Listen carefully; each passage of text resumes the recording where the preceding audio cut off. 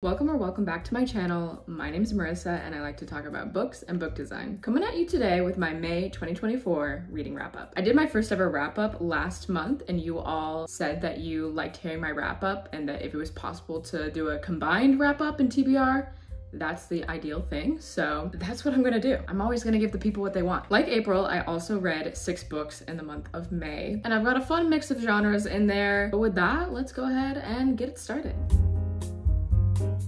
So the first book I read in May was The 7-Year Slip. This is a very popular romance book. I listened to this as an audiobook. If you're familiar with my channel, you know I am not the biggest romance reader.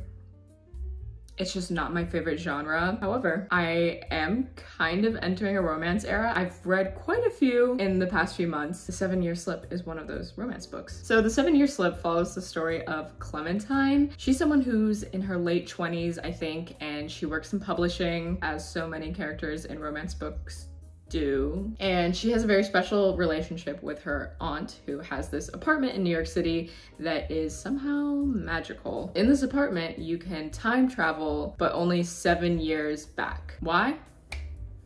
Who knows? I literally don't know. But the story kicks off with Clementine having just lost her aunt. Her aunt leaves the apartment to Clementine in her will. She moves into the apartment and she has never experienced this time travel thing that her aunt told her about. But the thing about it is that it only happens to you when you're like least expecting it, or I guess when you like need it most.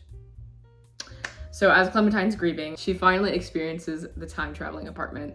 And she's sent 7 years back to a time when her aunt had sublet the apartment for the summer to this guy named Ewan. He's this cute little southern boy who loves cooking and he just moved to New York because he wants to be a chef. But every so often, Clementine will leave the apartment and she'll go back to current day and she can't immediately get back to the past to reconnect with him. It's kind of just about their love story and how they make that work. I gave this one 3 out of 5 stars, which is pretty typical for me.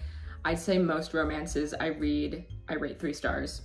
Doesn't mean it's bad. It means I had a good time. It was fun. And if you're a romance reader, you probably would really like it. I thought it was a really interesting premise. I think it's kind of fun to sprinkle in a magical element like time travel into a romance book. However, I think it was just something about it was lacking for me. One, the writing for the most part was good, but every so often it had like a quote that felt like one of those TikToks that's like the manic pixie dream girl in a movie that's like, don't you just wish you could taste the sun?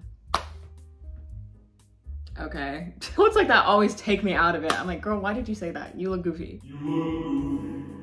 That kind of lowered it for me. And then just like the logistics of how fast they fall for each other didn't really suit my taste. It is pretty much insta-love. They say a lot throughout the book, when you know, you know. So that's how they justify it. For some people that will work, but it just didn't really work for me. But again, I did have fun reading it and I would recommend it, especially to romance readers. Next up, I read a thriller and that was When She Was Me. I listened to this one as an audiobook. I honestly don't have much to say. I didn't really love it. It was one that I kind of predicted the twist very early on. I didn't find the characters very compelling. But let me tell you what it's about though. The story follows these twins who live in a cabin. I think it's like they're on a campsite. There's lots of cabins around them and they live there permanently. We get the implication that something very traumatic happened to them in the past, but we don't know entirely what it is and like why they're kind of stuck living in this cabin. And then this family is there visiting as like a vacation and they bring their teenage daughter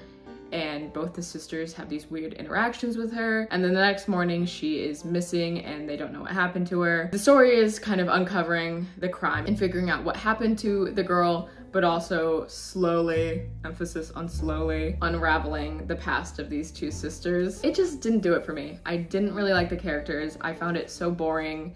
I was never itching to pick it up, which is never a good sign with a thriller. I really don't have much more to say about it. I give it 2 out of 5 stars. I think if you really like thrillers and you just want to read a thriller, maybe this is for you. I did read quite a few reviews on Goodreads that people really love the book, so I honestly might just be an outlier. I wouldn't completely write it off if you're interested in it. It's one that I will probably never think about again after this video. Then we have a fun one, which was a buddy read that I did with Graham Matthews. Big fan of Graham and his channel. Be sure to check him out. We've been discussing doing a buddy read and we realized that we both had Life and Death by Stephenie Meyer on our bookshelf. Life and Death is the gender-swapped version of Twilight, and that doesn't mean that Edward is human and Bella is a vampire. It means that Edward is a female version of himself and Bella is a male version of himself, and their names are Edith and Beau. And then every single other character is also gender-swapped. Like, even the most minor characters are gender-swapped. The only ones that are not are Charlie and Renee, because Stephenie Meyer felt some type of way about Charlie being a single dad in 2005. She was like, it's not historically accurate because he most likely would not have gotten full custody of Beau. Okay, girl, sure. Other than that, the book is almost entirely identical. As you can see, this is a version that is Life and Death, but also Twilight.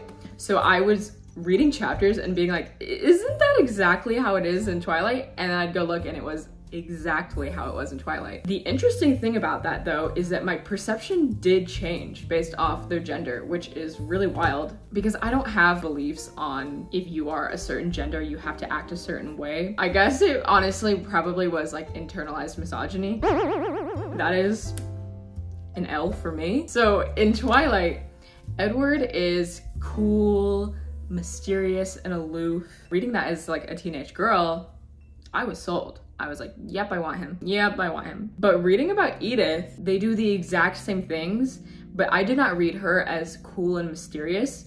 I read her as like cold and bitchy. Wow. Wow. Awesome.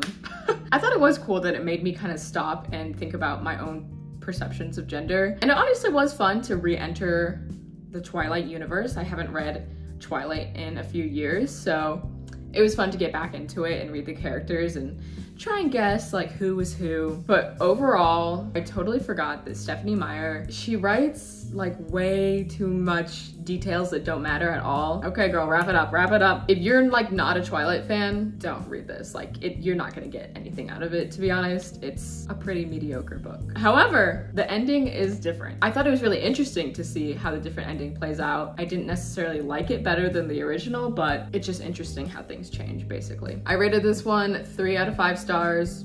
Wouldn't read it again, but wouldn't go out of my way to tell you not to read it. I had a lot of fun doing my buddy read with Graham, and hopefully we'll do more in the future. Next up, we have my first Kindle read, which is The Housemaid by Frieda McFadden. Now, this is one that I've heard all of you talking about. She's all over the place on booktube, booktok, bookstagram. This must have been one of the most popular thrillers of the past year. I swear everyone has read it. I kind of wish I didn't though. Because what are you talking about?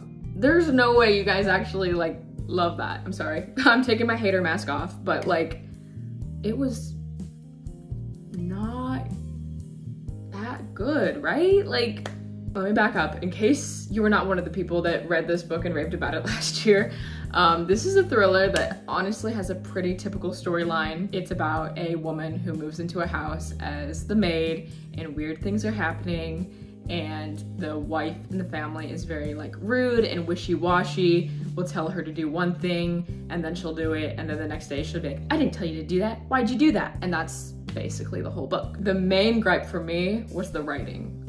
Oh my god. No, I did not like it at all. One positive I could say is that it truly is a page turner. I swear each chapter is like 3 pages long, so you do fly through it, but the writing is just not good. To me, it really reads like cutscenes in a video game, or like when you're playing and you try and pick up an object and it's like, oh, I can't interact with that yet, but maybe later. That's literally how it's written. I'm not even exaggerating. Every single chapter ends with like a cliffhanger that's like, I won't do that again. I really was not vibing with it. My other gripe was that the characters were essentially cardboard cutouts. They were like nothing. They were dust, not rounded out at all. And this is honestly an issue I have with a lot of thrillers. I feel like a lot of authors will hang their hat up on making sure that the plot is really thrilling and has like a twist that you don't see is coming. I did see the twist coming though. And then they completely neglect the writing and their characters. And to be fair, I am someone who almost always prioritizes characters and good writing over a plot. Like, I can read a book that is purely vibes. So it didn't work for me. So much so that it had me like reconsidering my whole perception on the thriller genre. I kind of like think I don't like it anymore. Which is weird because I really used to love thrillers. but I think I've just read too many now that I like have not found one that the twist got me in many years. Now, I did rate it 3 out of 5 stars, but the more I'm talking about it, I'm like, no. Yeah, no way I liked this more than When She Was Me. I think I would rate it 2 stars, honestly. After that, I really don't have any interest in reading any more of her books. If you can really make a case for one, I would reconsider, but it's just not doing it for me. It's just not doing it for me. And now, pivoting in a completely different direction, I read a YA romance book, which I think is my new favorite romance book of all time.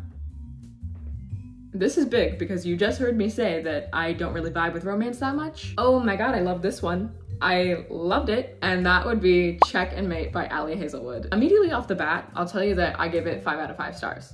I literally loved it. I could not put it down. And it was a romance book that had me kicking and giggling my little feet. I was reading it in the gym and at work. I could not stop myself from blushing and smiling. I was listening to the audiobook and I was like, I loved it.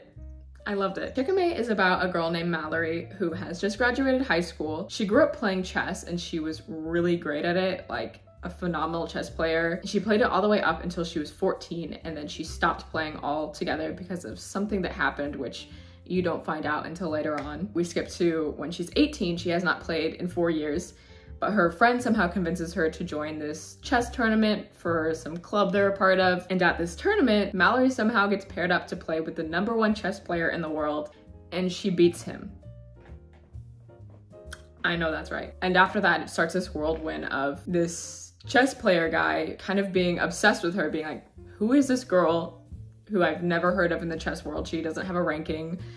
How did she beat me? I need to know more about her. Some people at that event saw how well she played and they give her a chess fellowship to basically get paid to play chess. And she really wants to refuse it because she hasn't played in so long because of her past trauma, but she ends up accepting it because she really needs money. It's about how she slowly allows herself to fall back in love with chess, and the dynamic between her and his name is Nolan, unmatched. The banter is too good. The tension, I'm not kidding. I loved it. But you should know that 1, I am a big fan of slow burn. I love it. Like, let the tension keep going. So it has that. To make a romance book good, for me, it has to have strong characters who have really complex personalities outside of that relationship. Like, there has to be more going on than just them falling in love with each other and there's nothing else in the world. And so in this book, we have chess and we have the world of chess and how Mallory's falling back in love with it. And it's also an area where it is primarily dominated by men. So there's a really interesting dynamic of her being this woman who is phenomenal at chess and how that kind of disrupts the system. And then not only the 2 characters, I want them to be really fleshed out and well-rounded, but also all of the side characters. If the side characters in a romance book are just there to be like, you should go on a date with him. Snooze, boring, I hate that. Like, I need that dynamic cast. I need everyone else to have a little something going on that kind of trickles into the main story. All of the side characters are really great. Like, they are distinct characters that feel fully formed and they have their own lives, and that affects Mallory and her story. I really cannot give this book enough praise. I think I now have to do an Hazelwood binge. The only one I've read before is The Love Hypothesis, which I enjoyed as well. I gave that one 4 stars. I will be reading the rest of her catalog. Let me know if you want an Hazelwood binge video, because I certainly will do it. Don't have to pinch me. That was by far my favorite read in the month of May. And the last book I read was another audiobook, and it was a memoir, Britney Spears' The Woman in Me. I had been meaning to pick this one up because I love memoirs and I love Britney Spears. It was good. I really enjoyed it. I liked getting to hear more about her life because I honestly don't really know much about her. I wish I had gotten to read it earlier because I did have a few spoilers for it on Twitter, so a lot of those big reveals that are in there didn't have as big of an impact on me because I already knew about it. And that being said, there were only a few kind of nuggets of deep lore in there. You know what I mean? Like stuff that you wouldn't have known had you not read the book. And the rest of the book kind of felt to me like I could have just read her Wikipedia page, to be honest. And it was quite a short memoir, so for at least a good chunk of it to feel just like a Wikipedia page. But I think I'm just being hypercritical because I've read so many celebrity memoirs this year, so I'm comparing them. That being said, I still did enjoy it and I rated it 4 out of 5 stars. I think if you're a fan of Britney, you will enjoy it. And the book also talks heavily about how she really resented having her whole life put on display from the time she was a teenage girl to, you know, still today. So it does feel a little bit unfair of me to be like, give me more. I think it was fine that she didn't get too much deeper, but I feel like the things she did say, she really did want to get out there, like about her experience with the conservatorship. After having her voice repressed for so many years, I definitely see the appeal of her wanting to get her story out in her own words. So I think it's good that she did it. Ultimately, good for her. And those are all the books I read in May. It was a pretty good month overall, and I'm very happy that I was able to read 6 books again. So looking forward to what I will be reading in June. I know I will be reading Big Swiss by Jen Began. This is my book club's June book. I'm super excited about this one. I've been wanting to read it for a while. I'm so glad it's finally out on paperback, and I'm going on a little vacation next week, so I will be thrilled to be reading this at the airport. And to be honest, I don't know anything about this book. I don't know what it's about. I think it's kind of in that unhinged woman type of genre. Is that even the right word? Maybe like the female manipulator books. I'm thinking of like Otessa Moshfegh, but I actually don't know if they're similar at all. Based off the cover, that's the vibe I'm getting though. And it has something to do with a character named Greta being attracted to Big Swiss, who is a woman from Switzerland, I suppose.